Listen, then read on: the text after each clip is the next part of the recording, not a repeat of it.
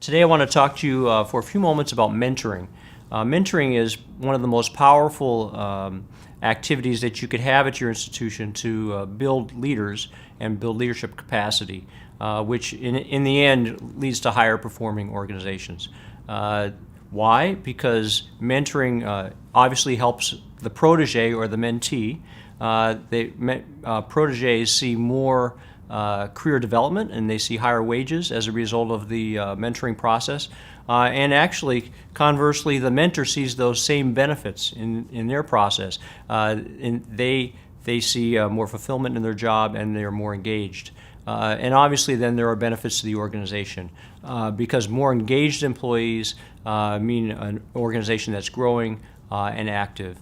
Typically, we like to recommend 4 phases of mentoring. The first phase is the preparation phase, followed by the negotiation phase, then the growth phase, and the closure phase. And I'm going to talk about each one of them very shortly. The preparation phase is more about getting to know one another, and typically it's a conversation about what the expectations are on both sides of the table, and just making some things explicit that may be internal at the beginning. We move from there into the negotiation phase, which is a little more formal, which is actually, as I said, making those things explicit, and we recommend putting them down on paper in the form of an agreement that both sides sign. That will also be a good measurement at the end to see that you've accomplished what you set out to do. Then you move into the growth phase, which is the hard work of mentoring. And just a couple points to help both proteges and mentors. For proteges, probably the best piece of advice I could give you is be open. Be open to the advice, be open to different perspectives through the mentoring process. And also know that it's hard work and growing can be painful. And that's part of the process.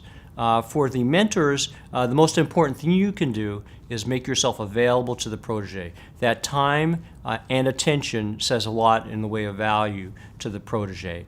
And then one more word of advice to mentors. Remember that the protege is driving the car, so to speak, and driving the learning process. Your role is there to respond to the protege and to do so with probing questions that help them to grow. Finally, the closure phase is really about celebrating what has been accomplished, looking back and harvesting what has been learned. And it's the most often overlooked phase. Many mentoring relationships just kind of drift off. But there's more satisfaction on both sides if there's clear closure of that relationship. Finally, what I'd like to do is mention to you that Learn is launching a mentoring program for emerging leaders. So if you are age 36 or younger and would desire to have a mentor, we'd like to hear from you. Conversely, if you're over the age of 36 and would like to be a mentor, we'd like to hear from you as well. And the way to get in touch with us is send us an email at info@learn.org, and we'll respond to you with some information. Thank you very much.